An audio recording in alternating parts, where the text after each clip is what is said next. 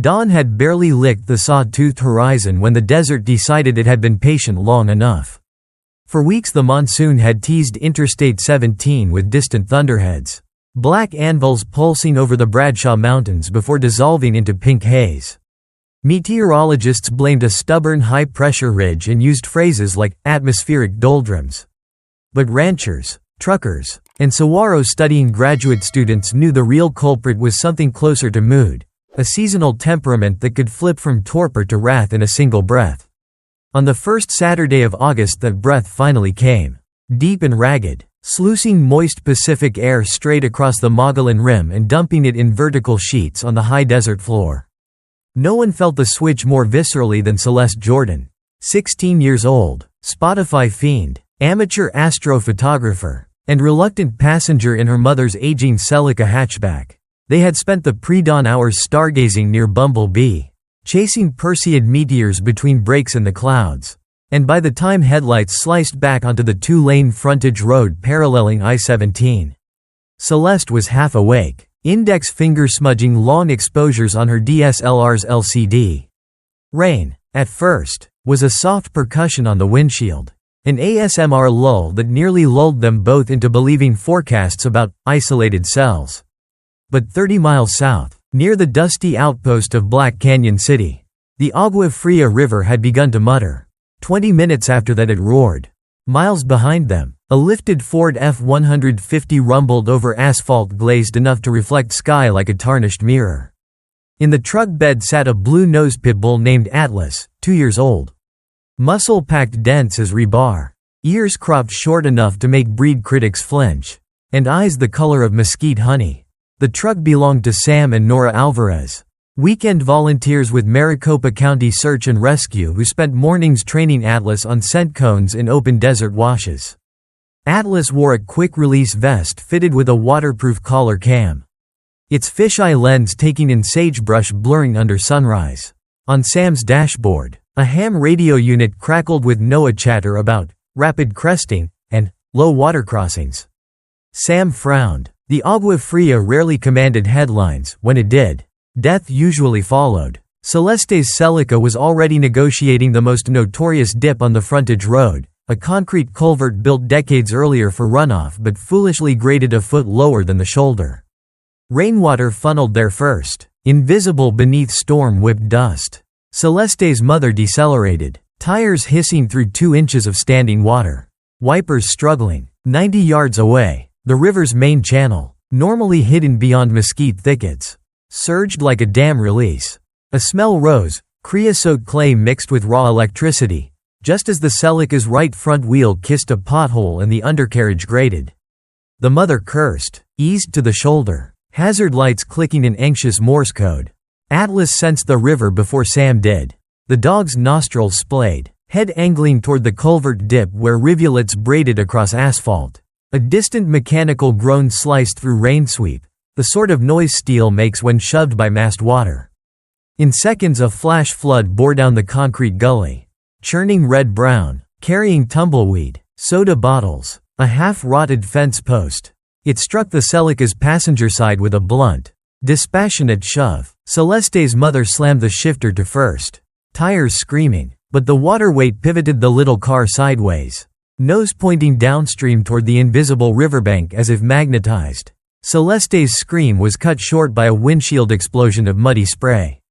The Celica lifted, bobbed, and slid like a hockey puck, disappearing behind a curtain of mesquite. Sam saw none of this. A ridge of creosote obscured the dip. What he did see was a sudden plume of spray rising where the frontage road should be flat. He braked. Nora gasped. Atlas's ears shot back, lips parting. Without waiting for command he vaulted the tailgate.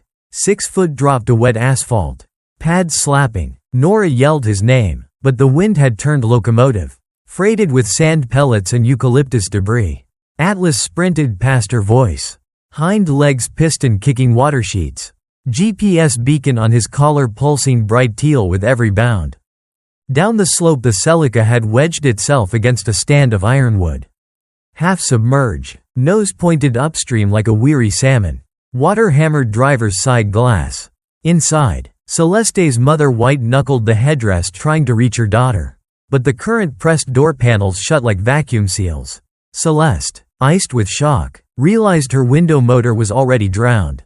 She smashed at the glass with DSLR body once. Twice. Polycarbonate spider-webbed but refused to yield. Outside, Atlas scrambled onto the trunk. Claws screeching on slick paint. Chest heaving as water swirled thigh-deep around him. He barked, a thunderous, rapid-fire directive, and Celeste looked up. Blinked rain from lashes, meeting eyes that radiated something between command and steady invitation. Atlas lowered his jaw to a narrow breach where glass cracked but stayed intact. He headbutted, bouncing skull on tempered panel until crack lines ignited into a constellation. One more lunge and the window imploded inward. Shards sweeping across Celeste's jeans. Muddy water gushed. Atlas grabbed the sleeve of her flannel hoodie, braced hind paws on doorframe, and hauled with a growl birthed in some prehistoric forge. Celeste folded, squeezed through ragged hole, lungs stabbed by 40-degree runoff. Her mother screamed her name half-drowned in engine hiss. Atlas's buoyancy gave her access. He leaned backward into floodstream, effectively converting canine mass into living tow rope. Celeste kicked, free hand scrabbling for trunk lip. Invisible undertow yanked ankles. The car shifted, groaned. Sam and Nora now sprinted into view with throw lines swinging like lassos. They reached the water's edge seconds after Atlas pulled Celeste clear of the frame. Sam hurled a weighted throw bag. Atlas caught rope with teeth. Braced, allowing Celeste to wrap loops around her torso. Sam and Nora, feet braced in flooded gravel, hauled. The current fought them, sanding their shins with sediment. But 14 feet later Celeste's knees hit gravel. Atlas released rope, spun to bark at the Celica just as the ironwood root lattice surrendered and the hatchback rolled. Keel over bow, downstream into roiling nothing. Celeste's mother remained inside. Atlas didn't hesitate. He launched back into the current. Vest camera capturing a 140-degree swirl of debris. Water pummeling lens. Canine nostrils flaring like twin pistons. The Celica, now upside down, jammed momentarily between two boulders.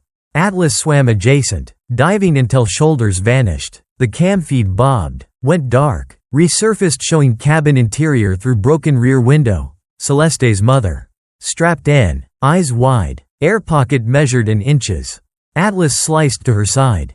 Claws scraping roofliner, mouth clamping seatbelt webbing. He tugged, jerked, sawed, teeth fraying fibers until clasp gave with muted snap.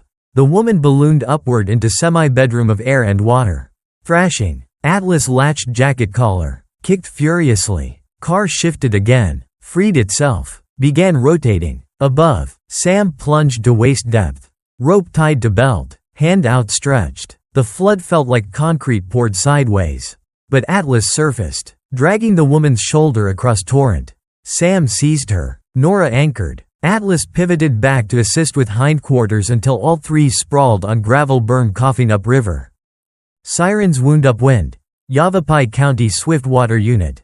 A volunteer drone pilot from Agua Fria Fire District punched throttle. FPV feeds soared up canyon, painting river width and debris trajectory with digital overlays.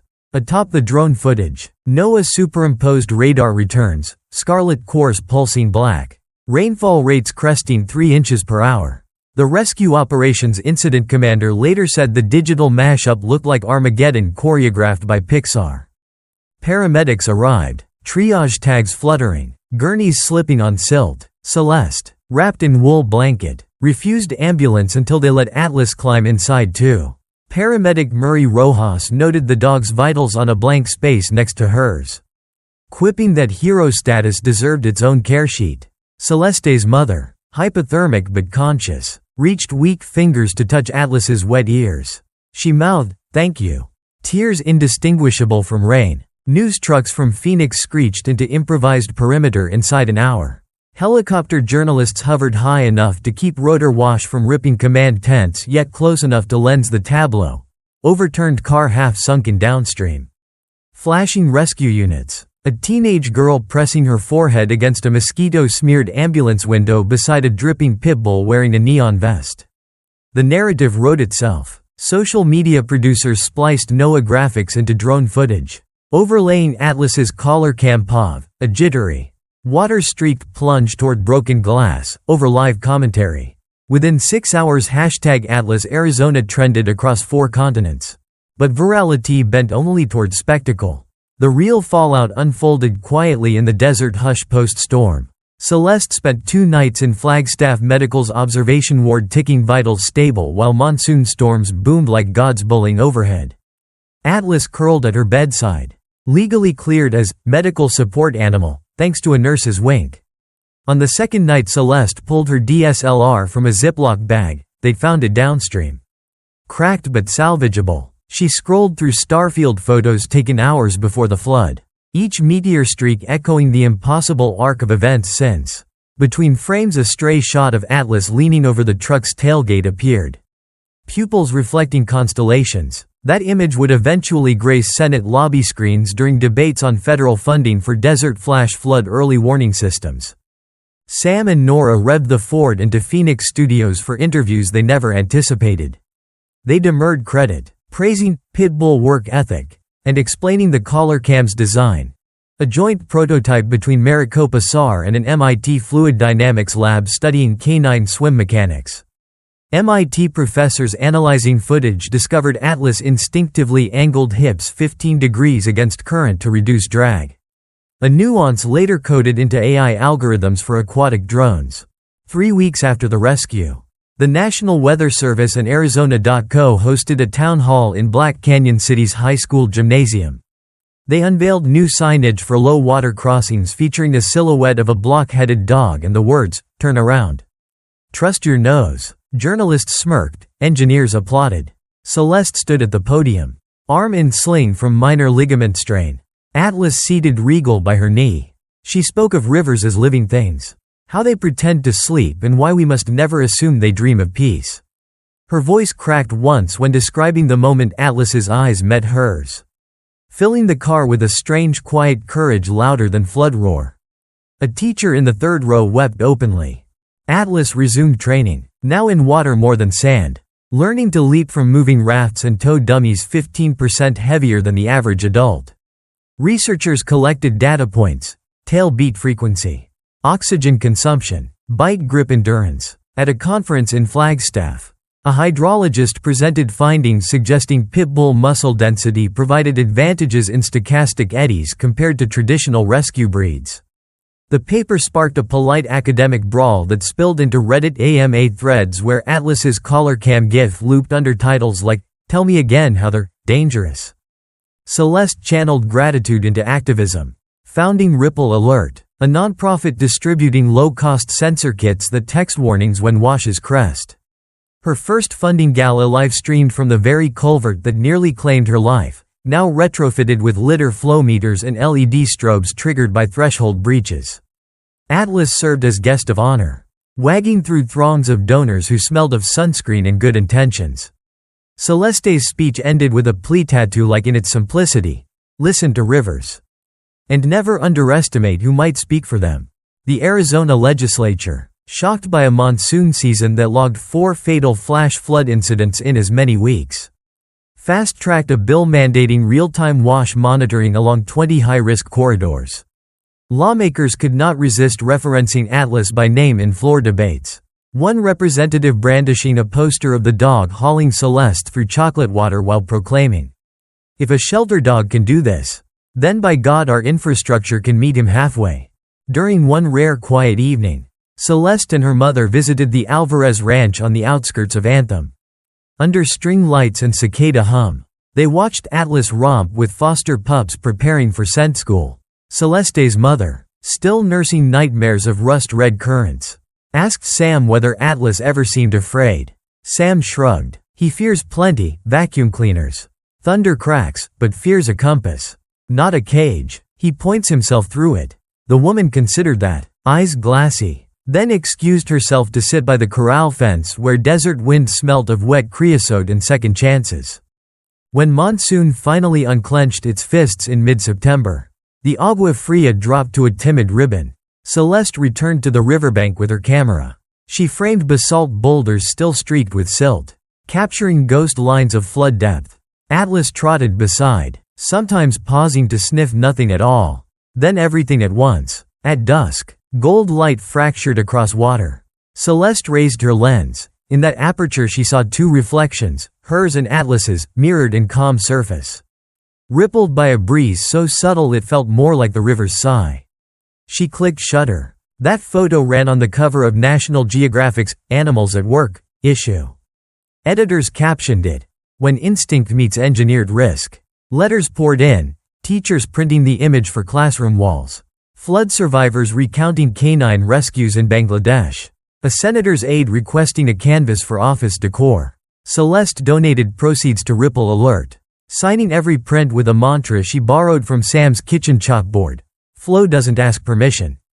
Atlas aged on a diet of grilled chicken and hero worship. Arthritis nipped shoulders, whitening fur, but each monsoon he still whined at thunder. Ready to go. In his 12th year he received FEMA's Distinguished Canine Service Medal beneath a desert sky that rained confetti instead of water. Celeste, now studying civil engineering with a hydrology focus, accepted on his behalf, tears tracing the scar where temper glass once lacerated her cheek. She spoke a single sentence, amplified across the ceremony's PA. He showed me currents bend to courage even when they don't break. Years later, when Atlas's ashes were scattered into the very wash that had tested them both, the river rose abruptly, just a foot, and then subsided. As if taking one last playful nip, Celeste swore she heard a bark echo off distant cliffs, absorbed into stone older than memory. She clipped a GPS collar round a new rescue pup's neck. A brindled slip of a thing with paws too big for its body and a heartbeat tuned to storm cadence. She whispered, "Your predecessor taught rivers to talk. Let's teach people to listen better." Out on the desert highway, low water crossings still flashed red LEDs whenever storms rolled off the rim. Drivers slowed, some stopped altogether, waiting out the surge, watching muddy torrents peel paint off old guardrails. In those pauses, in the rumble of idling engines and the hiss of rainfall on cacti, someone might think of a blue-nosed pitbull leaping from a truck bed, swimming against fate, and hauling a teenage girl back toward the simple miracle of breath. If they listened closely, beyond thunder and static, they might even hear that long-ago bark threading through the storm, urging them, always, to keep moving toward higher ground. Monsoon silence seldom lasts. Less than 2 days after Celeste's near drowning, another pulse of tropical moisture muscled north across the Sonoran lowlands, thickening the desert air until mesquite branches seemed to sag under the weight of humidity alone. Those who lived here long enough knew every lull was an intermission, not an ending. By 4 p.m., thunderheads had stacked into anvils miles high, bruised bellies flickering with strobe light electricity. Doppler radar painted the hills east of New River in rotating knots of crimson and black, and the National Weather Service issued an all-caps flash flood emergency across every phone in 3 counties. Sam and Nora Alvarez were still debriefing Atlas's heroics for Maricopa Search and Rescue's incident report when the alert screamed from the command trailer's speaker array. Atlas, sprawled beneath the fold-out table, jerked awake, nostrils flaring as if he could smell the warning inside the plastic. Sam's hand froze above a keyboard. Nora slammed the laptop shut. Neither said a word. Both knew the cycle was far from over.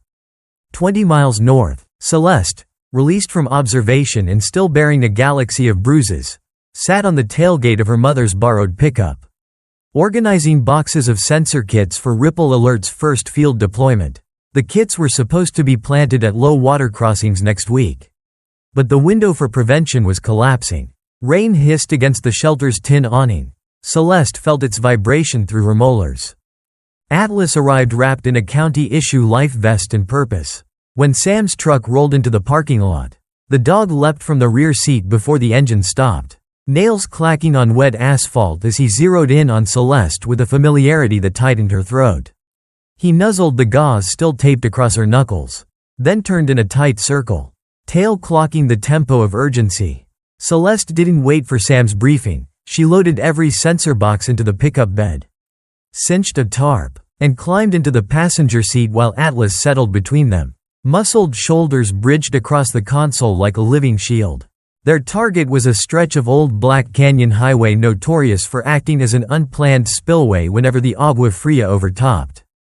County engineers promised a bridge replacement by 2028. In the meantime, the crossing was a roulette wheel with rusting guardrails.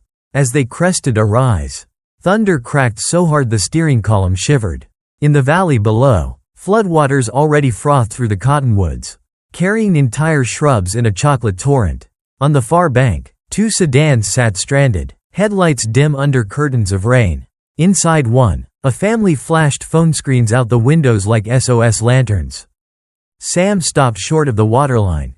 Atlas whined once, recognized the tableau, and climbed onto the dash to peer at the stranded cars. Nora's voice crackled over the handheld radio, relaying that rescue units were blocked by multiple washouts further south.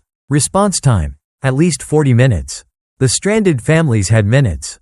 The plan that formed was reckless, almost stupid. Celeste and Sam would anchor a static line across the flood using Sam's truck as one end and an old utility pole on the opposite bank as the other, wading only as deep as thigh level to secure car doors and ferry passengers.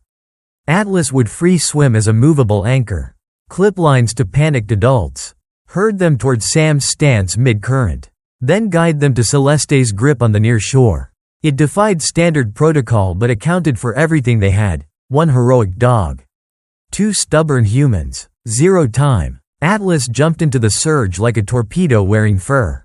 Water submerged him instantly, but the collar cam, now outfitted with a slim floodlight, beamed back a kaleidoscope of swirling silt and shattered dusk light.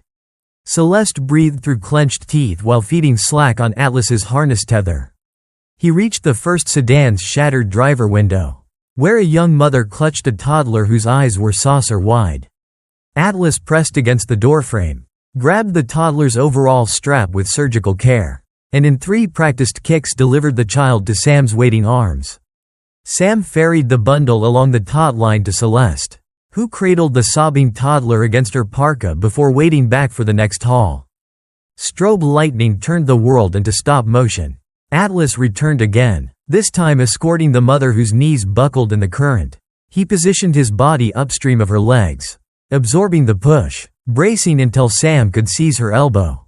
Each retrieval burned minutes, and the waterline climbed thigh, then hip, then rib height on Sam's frame. The second sedan upstream shifted, nose-dipping as if bowing to the river's authority. Something cracked, a tire wrench from the sedan's trunk, now loose and battering the roof. It bounced, disappeared, re-emerged as a projectile heading for the little cluster of chaos. Atlas barked, a warning guttural enough to pierce thunder. Sam pivoted, shielding Celeste and the child as the wrench thudded past inches from his arm. He met Atlas's eyes, there. A shared calculus. One more run or the current would win. Atlas surged again, silhouette vanishing beneath a crest of muddy foam. Celeste's grip on the tether rope burned skin despite gloves.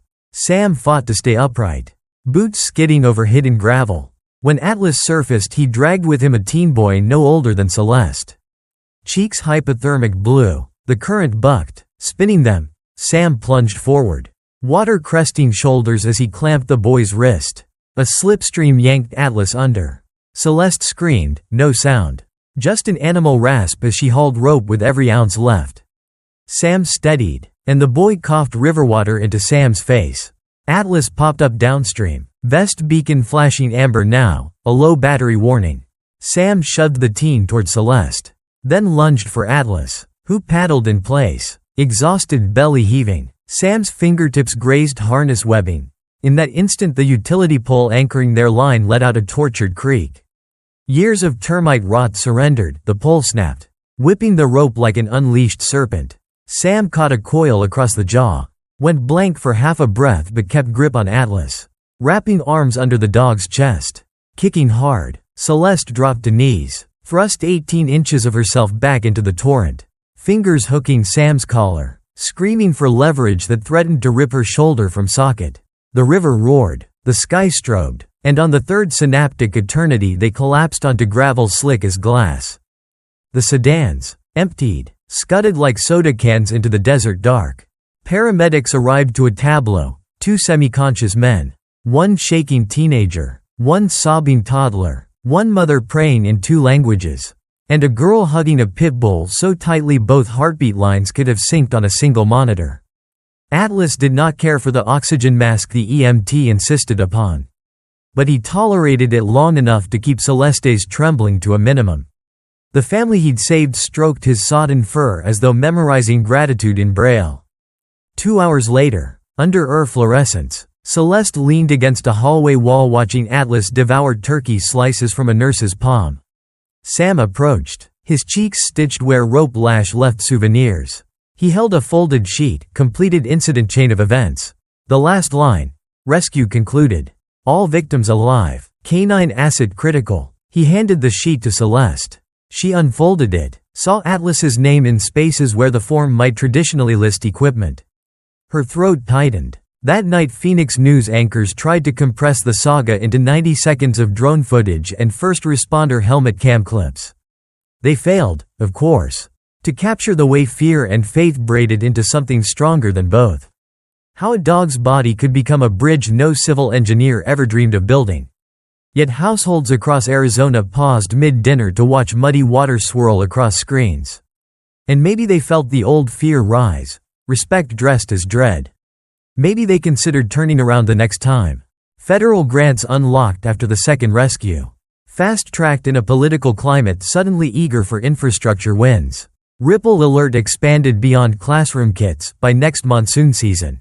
Solar-powered stanchions studded 35 desert crossings, each topped with flashing beacons triggered by ultrasonic sensors. At the base of every pole, a small steel plaque read simply, Atlas Protocol, heed the river's first bark. Atlas retired the summer he turned 13. Arthritis knotting joints that once outtraced currents. He spent mornings on the Alvarez porch, belly soaking sun, nose twitching to breezes that carried remembrance of storm-charged ions. Celeste visited weekends, now finishing her senior design thesis, a bridge concept shaped like a dog's profile. Piers angled to channel debris away from abutments. Her professor called it structural poetry. She dedicated it to every improbable hero whose paws beat water faster than fear. When Atlas's last day arrived, a peaceful yielding as night cicadas hummed, Sam carried him to the rip-rapped bank of a now tamed culvert, where wildflowers had rooted in post-flood silt. Celeste knelt, pressed her forehead to Atlas's, and whispered that the stars they photographed years ago still shimmered in his eyes. Sam scattered the cremated ash upstream of the reinforced bridge where sensors blinked green, signifying safe flow. A breeze lifted the gray plume, swirling it into silver filament that drifted under the bridge and onward until river and sky became part of the same enormous hush. The following summer, 3 separate rescues in Texas, Nevada, and Morocco credited Atlas-style dog deployment for lives saved during sudden flash floods.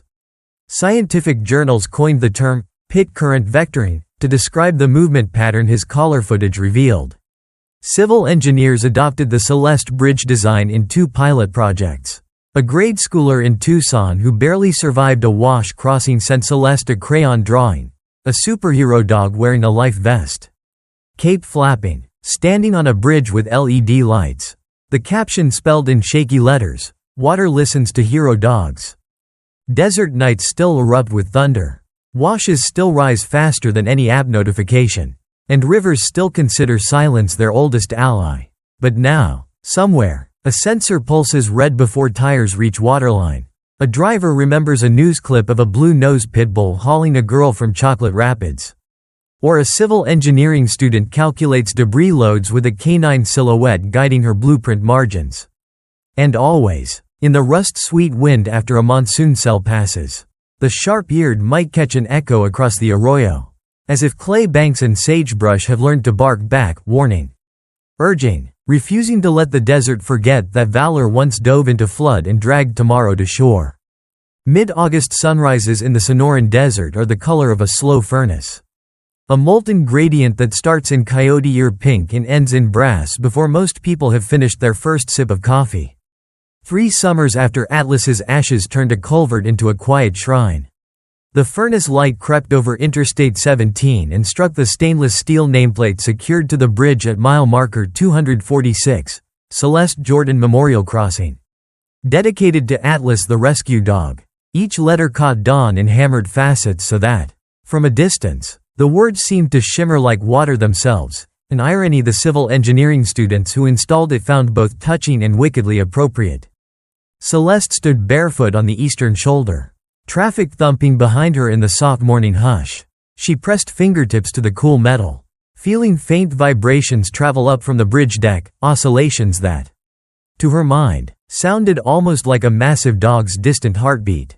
She closed her eyes and listened for floodwater that was not there. A phantom roar her mind sometimes conjured when clouds banked too heavily on the horizon. There was no roar today. Only jackrabbits rustling creosote and the distant whine of a lone road grader on a frontage road still rutted from the last monsoon cell. She had driven down from Flagstaff in the pre-dawn dark to watch the first automated test of the culvert sense net. Ripple Alert's new mesh of subsurface litter nodes that she'd designed during graduate school. The plan was simple. Replicate the warning system that once required Atlas to dive into muddy water, hundreds of eyes.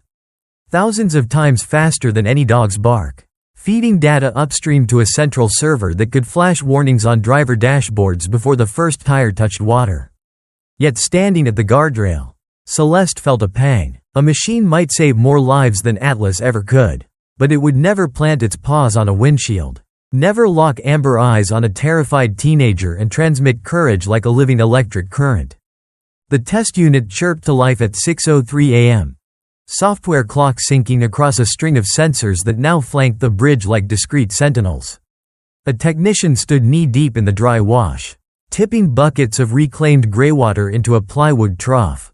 The litter read each incremental wave as if it were a flash flood, broadcasting its status through ghost networks until Celeste's phone buzzed.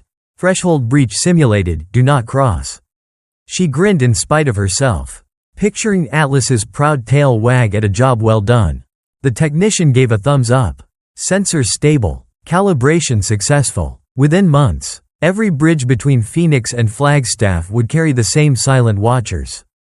Celeste slid into the truck's cab and typed a one-line message to Nora and Sam. Atlas would approve. 3 dots blinked. Then Sam's reply. He'd still bark louder than the sirens. She laughed. Engine idling. Air conditioning battling oven air. Highway miles unfurled beneath the tires. Saguaro silhouettes. Truck stop billboards. Rivers of heat shimmer. She headed north toward the Alvarez Ranch, now expanded into a full-blown canine rescue and training campus shaped loosely like a horseshoe around a mesquite-shaded courtyard. In Atlas's honor, Sam and Nora had named it the Four Paws Beacon Center. The institute's tagline, Instinct Harnessed, Waters Heated, was carved above the main gate. A bronze statue of Atlas welcomed visitors.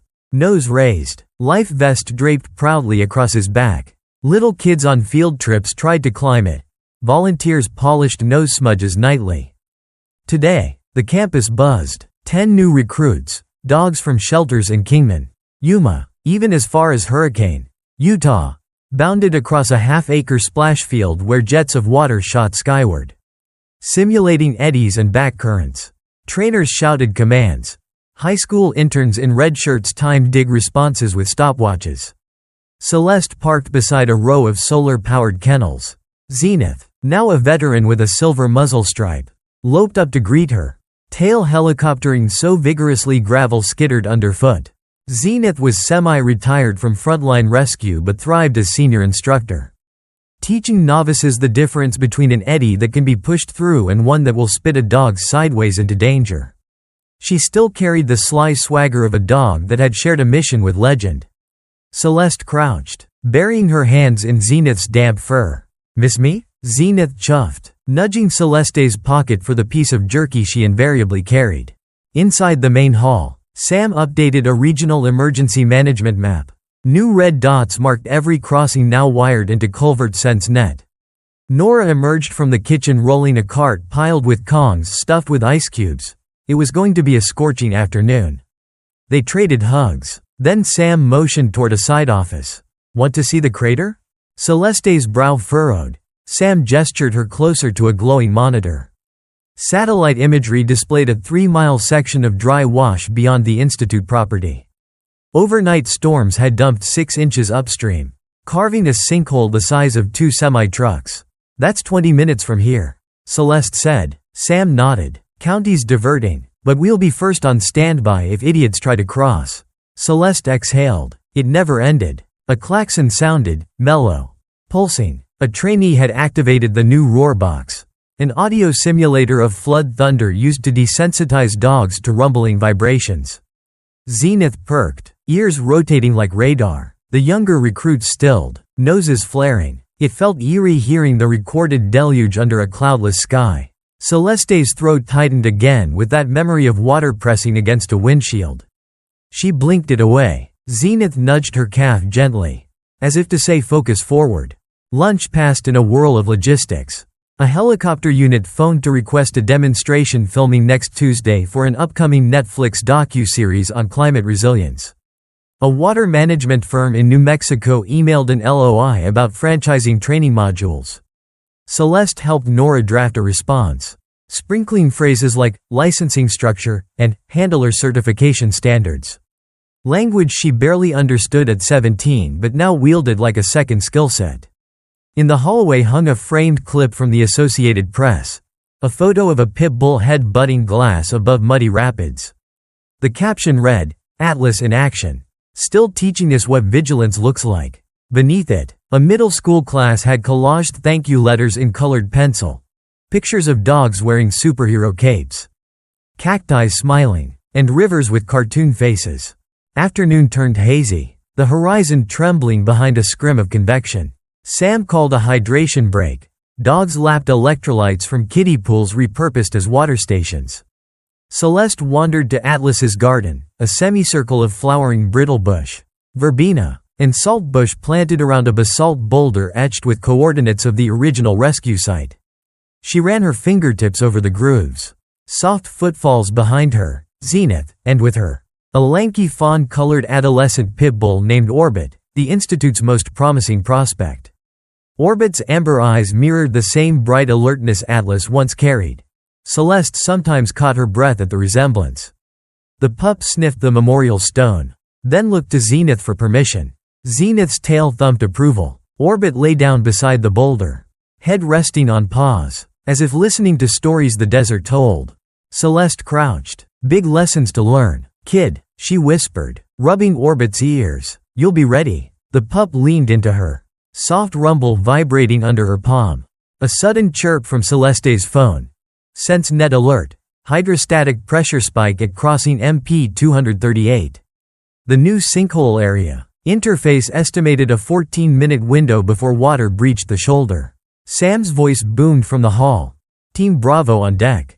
Zippers whined open. Harnesses slapped shoulders. Radios cackled. Zenith led the dog line to the staging truck while Orbit, still too green for active duty, watched with quivering anticipation. Celeste stroked her collar. Soon, they rolled out in two convoy vehicles.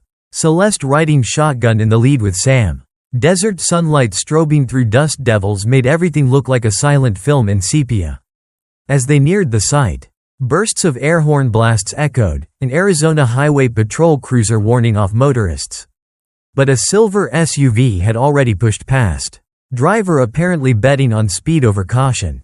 Water, gushing from the sinkhole like an opened artery, sheeted across the lane. The SUV hit the standing surge, hydroplaned, and fishtail-edged sideways until the driver overcorrected, slamming into a sagging mesquite trunk. Airbags popped. Sam cursed under breath, keyed radio to incoming paramedics. Zenith and her trainee partner, a wiry mutt named Miso, jumped from the crate before the truck stopped rolling. They hit the water running, debris-lined mid-ribs, while Sam and Celeste hauled rescue ropes. Zenith split left, Miso right, each anticipating eddy currents to flank the vehicle. Through the shattered driver window they spotted a single occupant, an elderly man clutching a briefcase like a life preserver. Zenith barked low and firm. The man responded with a dazed blink. It was enough. Miso hopped to roofline, dug claws for grip, and shoved his chest against the window frame, bracing while Zenith clamped the man's coat sleeve. Their combined mass anchored him halfway out. Celeste tossed a rope. Zenith grabbed with teeth, looped it around the man's arm in one fluid movement, years of training distilled into a 7-second ballet. Sam and Celeste hauled. Zenith pushed. The man tumbled onto the hood, coughing, and within moments reached shallow footing. The briefcase bobbed away downstream, a small tax for life. Distant sirens crested as paramedics began triage. The man repeated, "Thank you," with each breath. Eyes not leaving Zenith. Sam scratched between Zenith's ears, murmuring praise in Spanish. Celeste filmed the interaction for training analysis but knew the footage would join Institute lore, another stain of adrenaline etched into digital memory. Back at headquarters, dusk painted the sky in bruise purples and peach. Dogs slept belly up under swamp coolers, paws twitching in dream sprints. Sam clicked through the day's video data. Celeste uploaded sensor logs. Nora placed tortilla chips and bowls of green chili on the workbench. A communal cue to stop working for one blessed moment. They gathered, silent first, letting exhaustion settle. Celeste raised her paper cup of horchata. To the ones who run toward water. She toasted. Cups clinked. Zenith, half asleep, lifted her head and wagged once, agreed. Night thickened. Out on the training grounds, the roar box speakers sat silent. But the desert still thrummed with cicadas and distant thunder, storms gathering on invisible horizons. Celeste lingered at Atlas's garden again. A pocket flashlight illuminating the inscription. Overhead, Perseid meteors stitched thin silver scars across moonless dark. She remembered the last clear sky she watched before the flood. How stars felt both impossibly distant and intimately stitched to fate. Now, each falling meteor seemed a promise, burn bright, warn early, vanish only when the danger has passed. Orbit padded into the circle. Tail a cautious wag, nose lifting to sniff the meteor-lit air. Celeste crouched, eye to eye. Someday, she whispered, you'll leap and rivers will listen. She pictured all the unborn rescues. All the drivers not yet on this road. All the storms forming overseas far away. She felt the weight of what one dog had set in motion and the fragile, relentless courage it asked of everyone who followed. In the empty silence before dawn, a desert wind curled through the mesquite and stirred the metal tag on Orbit's collar, making it chime a single soft note, a near echo of a bark, or the whisper of a current shifting. Celeste smiled, turned off her light, and let the darkness hold its breath until morning could reveal whether water would rise or mercy would prevail. Either way, she knew, there would be paws already braced against the flood, noses tasting the air, ready to dig life free from whatever tried to drown it next. Night fell like ink poured from a cracked sky the evening the Sonoran Desert finally exhaled its last monsoon thunderclap of the season. Stars scattered across the vault, brilliant and indifferent, while pockets of rain-cooled air drifted along the abandoned arroyos that had so recently thrashed with flash flood fury. At Four Paws Beacon Center, generator lights hummed a low lullaby through the kennel courtyard, casting warm rectangles onto packed earth. Inside the main hall, only a single lamp glowed, its yellow circle illuminating a desk where Celeste Jordan leafed through the final set of blueprints she would ever stamp with her graduate school seal. The document's title block read, Desert Integrated Flood Warning Viaduct, DIFV, Prototype 01. The bridge arced across the page in elegant strokes, each pier angled like a dog's outstretched legs mid-leap. Inset call-outs marked pressure sensor conduits, litter cavities, and self-cleaning debris grates. A dotted line indicated the hidden conduit for Atlas Protocol fiber, the hard-wired nervous system connecting every sensor stanchion for 60 miles. The county approvals were already signed. Tomorrow, contractors would break ground at a crossing notorious for claiming at least one vehicle every other monsoon. Celeste exhaled, letting her palm rest on a projected cross-section that showed the waterway 8 feet below deck. Sensors blooming like silver algae along the culvert walls. It was beautiful, efficient, resilient, but she knew it could only ever be half the solution. Across the hall, behind double glass doors, Zenith slept curled against Orbit and a half-dozen new recruits sprawled in various states of dream and snore. Their steady breathing filled the building with a quiet percussion far more comforting than humming fluorescents or distant highway engines. Sensors could warn, it would always take flesh, muscle, and willingness to leap into chaos to finish the work. Outside, gravel crunched. Sam Alvarez's silhouette crossed the threshold on tiptoe, holding 2 steaming mugs. He offered one to Celeste without a word. Cinnamon-laced horchata misted the air. They sipped in shared quiet, listening to coyotes yip far beyond the property line. Finally Sam spoke, voice husked by midnight fatigue. "Tomorrow's big." Celeste nodded. "Bigger than any of us thought back when Atlas, well." She didn't finish. She didn't need to. Sam set his mug down, retrieving from his back pocket a folded envelope smudged with dust. "Courier dropped this earlier from Washington. Thought you should read it first." Celeste slid a finger beneath the flap, unfolding heavyweight paper embossed with the seal of the U.S. Department of the Interior. A joint cooperation proposal spanned 3 crisp paragraphs: the Interior, NASA's Jet Propulsion Lab, and the new Global Climate Response Corps wanted to integrate her Culvert Sense Net algorithms with satellite-based flood mapping to patrol remote Navajo Nation roads and, eventually, Central Asian Silk Road valleys. They requested expertise, hers, and suggested Four Paws Beacon Center become the inaugural K9 Integrated Hydrological Field Station. Funding lines gleamed like veins across the bottom margin, sums that could rewrite training capacity for decades. Celeste's breath hitched. She glanced at the kennel room. Zenith's ear flicked, as if overhearing destiny. Sam chuckled softly. "Looks like Atlas is still barking at the Capitol." The clock above them ticked past midnight, official dawn of the day construction crews would stake the first DIFV footings. Celeste felt a quiet tremor of responsibility and anticipation comingling like cool and hot air before a storm. She signed the proposal on the desk blotter with a pen carved from desert ironwood. Then slid it back into Sam's hand. "Tell them yes, but only if they agree to adopt the full training curriculum. Dogs and handlers stay together. And every site gets local pups certified on site." Sam's smile widened. "Already argued that clause, Professor." They folded like cheap tents. Lightning flashed far to the south, dry lightning. Harmless to the wash but dramatic against the starfields. Celeste drained the last of her horchata, sugar grit lingering at the cup's bottom. "There'll be new floods," she murmured, "on roads we've never seen. In countries we'll probably never visit. But those rivers will speak the same language when they rise." Sam placed a calloused hand on her shoulder. "And we'll keep teaching people to listen." They walked to the kennel glass. Zenith's eyes opened, golden glints reflecting hallway light, and Orbit's tail thumped once. Beyond them, a brindled puppy rolled onto its back, paws bicycling in a dream of currents and rescues yet to come. Celeste watched, heart swelling with a realization so simple it stole her breath. Atlas's legacy wasn't a single heroic plunge or even a ribbon of fiber optic cable humming beneath concrete. It was a living lineage, every bark sent toward flash dark water. Every paw digging for a pulse.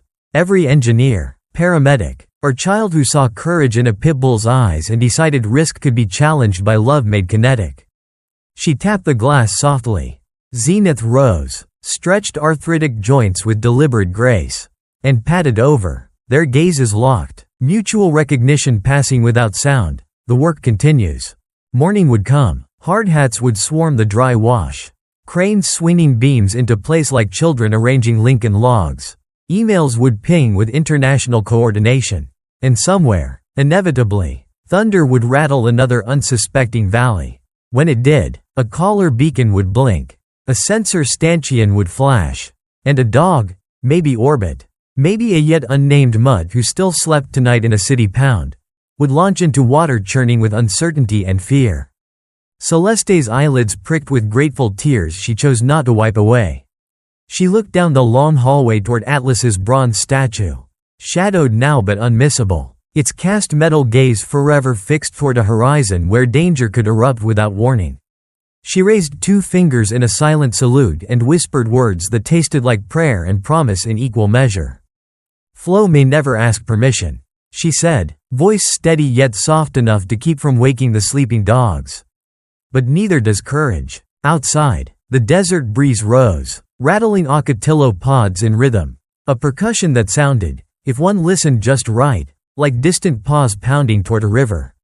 Like a low bark echoing in the dark, reminding everything downstream that mercy runs faster than any flood when 4 steadfast legs and an unbreakable will decide it must.